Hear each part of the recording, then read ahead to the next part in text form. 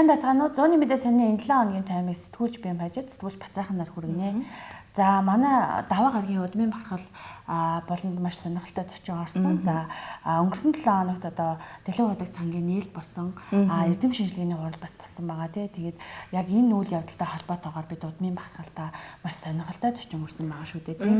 За тэр Деллав хутагт хэмээх одоо ховорхон тарилантай энэ хүн бол одоо Латимор гэх Монгол эрдэмтэнтэй уулзаж танилцаад ингээд ихээхэн ийм Монгол улсын одоо тухайн үеийн хувийн хөгжилд нэлээдгүй хувь нэмэр тусгаар тогтнолд хувь нэмэр оруулсан ийм одоо эрдэмтэн юм байна. Тэгээд энэ хүний одоо зээ охин Ан Латиморыг бид нэр хүндэтгэн уурж энэ болондоо онцлоо одоо бас сонирхолтой ярилцлагыг хүргэсэн байгаа. За мөн Leadership Forum-да Чингис хаан музейн сан хөмрөгч Мөнх Батыг урьж ярилцсан байгаа. За Чингис хаан музейн бүтээн байгуулалт нь бол одоо Монгол улсын түүх соёлд одоо маш том одоо эргэлтийг авчирсан ийм бүтээн байгуулалт гэдгийг бол одоо залуу судлаачийн хувьд энэ ярилцлагаараа онцолсон. Тэгээд Мөнх Батын ярилцлага донд бол олон тийм гоё одоо санаа тий шийдэл за тэгээд бас ирээдүйг харсан тийм өөдрөг гоё төсөөлөл одоо Монгол улсын өөх төвтэй холбоотой олон шин санаануудыг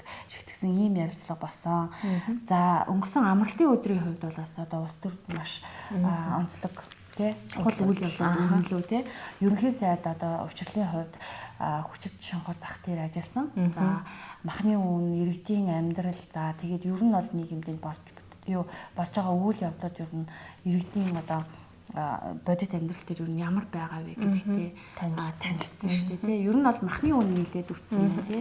Тухайлбал одоо 1 кг мөхрийн мах тэнд бараг 40 гаруй мянган үнэтэй байсан тий. Хоньны мах бас 20 мянга нэлээд гарсан тий. Тэгэхээр энэ нь бол одоо иргэдийн амьдралд маш хүнд тусаж байна гэдэг асуудлыг ярьсан. За мөн одоо нүүцийн махны асуудал яригдсан байгаа шүү дээ. Тийм одоо Улаанбаатарын хэмжээнд нүүцийн мах бэлтгээд 9 компани нүүцийн мах бэлтгэж иргэдэд ерөнхийдөө хүргэдэг. За энэ жилийн нүүцийн махны тухайд одоо иргэдэд хүрэх хүртээмж бага байна. За нүүцийн мах бага нөөцөлсөн. За мэдээж 9 компанийн хувьд бас ингээд түгээлт худалдах энэ худалдан борлуулах асуудал дээр маш одоо тийм нэлээд одоо бас магадгүй бүр хуулийн хууль хяналтын байгууллагын одоо зөрчилтэй асуудлууд ч байна гэдгийг ерөнхий сайд онцолсон. За тэгээд хотын дарга Нямбаатрыг огцруулах шийдвэр гаргасан. Энэ нь бол одоо зөвхөн одоо нүүцийн махтай холбоотой асуудалч биш те нүүцийн махны үн өссөнтэй холбоотой асуудалч биш.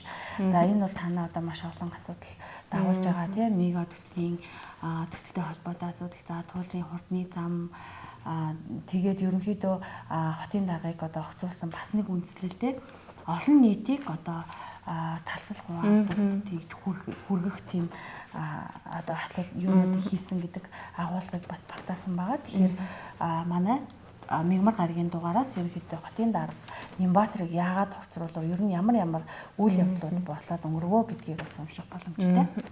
За бид одоо мөн Мягмар гарагийн дугаартаа нийгэм асуудал болон да одоо ажлын байрны бэлгийн дарамтад төрийн албан хаагчид илүү өртөж байна гэдэг энэ талаар асуудлыг хөндөж нийтлэлээ бичсэн байгаа.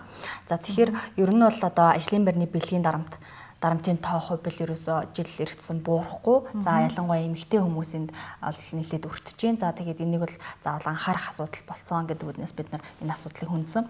За тэгээд тэр дундаа төрийн албан хаагчдад ерөөхдөө энэ асуудал тохиолдож байгааг бид нар кейсээр бас баталгаажуулж ингээд бичсэн байгаа. Тэгээд ажлын байрны бэлгийн дарамт гэхээс нөгөө нэг ихэнх хүмүүс хит ноцтой те ил тод үйлдэлийг ер нь бол ойлгоод байдаг. Гэтэл энэ зүгээр нөгөө нэг онгоо наргаа ярианаас хүртэл ингээд эхэлдэг гэдгийг бол одоо хүний эрхийн үндэсний комиссаас тайлбарлаж байсан. Тэгэхээр бас хүмүүс ажлын байрны бэлгийн дарамтад өртөж байгаа нэг шалтгаан нь бол одоо түүнийг мэдэхгүй байгаагаасаа болоод за мөн дээрээс нь хаана хандхаа мэдэхгүй байгаагаас болоод ингээд ажлын байрны бэлгийн дарамтад өртөх энэ цаашлаад илүү ингээд даамжрах те олон одоо асуудлын үүсвэр болтгоо гэдгийг л ер нь гаргасан байгаа.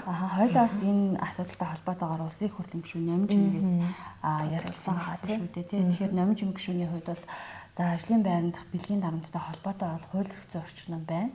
За компани хяналт ерөнхийдөө сул байгаа тийм хуулийг одоо хэрэгжүүлэх тэр явцад бол алдаа гарч байна. За тэгээд бас монголчуудын тэр уламжлалт соёл тий одоо хэм маяг ч юм уу тий бие биенээрээ одоо яг чиний сайн хэлсэн шиг нөгөө тоглох наадах маягаар одоо дарамт үзүүлдэг тийм асуудал бол байна гэдгийг онцлсан байгаа. Мягмар гарагийн дугаарт юу яасан? За үнийн өсөлтөд, махны үнийн өсөлтөд зориуд санаатаагаар нөлөөсөн байж болзошгүй байна гэдэг.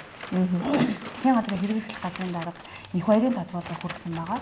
Даваа гарагт ерөнхийдөө засгийн газар ээлжид бусаар хуралдаж зарим шийдвэрүүдийг гаргасан. Даваа гарагийн өдөөс өмнө засгийн газрын хэрэгжлэх газрын дарга их баярын хувьд одоо нийслэл дээр очиж Нямбатарыг огцруулсан шийдвэрийг танилцуулаад одоо юу хотын даргын тамгыг хотын орлогч Мөнх хотод ерөнхийдөө гартуулсан байгаа.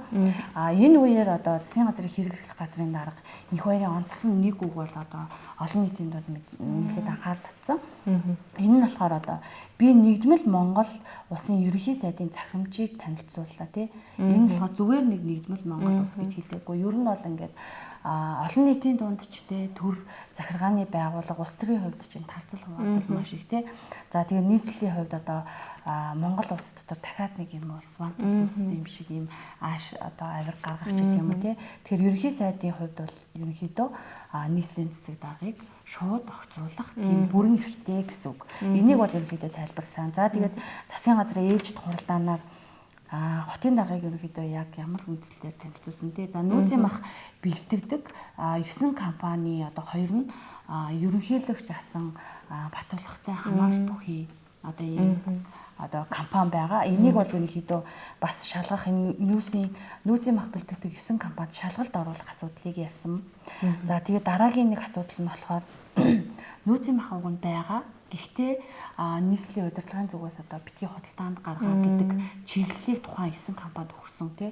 Тэгээд нүүзийн мах худалдаанд гарахгүй болохоор одоо махны үн ингээд зориуд хиймлэр одоо тийшээ одоо махны үнд нөлөөсөн көөрөгцөн тийм асуудал байгаа. За тэгээд энэ монголчууд бол махны хэрэглээ өндөртэй. За тэгээд мал аж ахуйн орон малчид тий мал аж ахуйн орон гэж ярьдаг шүү дээ. Тэгээд махаа ийм өндөр үнээр авч байгаа нь магадгүй зориуд одоо нөлөөлөөд ингэж хөөрөгцөн ийм одоо гэмт хэрэг байж болцшгүй гэдэг асуудлыг засгийн газрын хуралдаанаар ярьсан байгаа.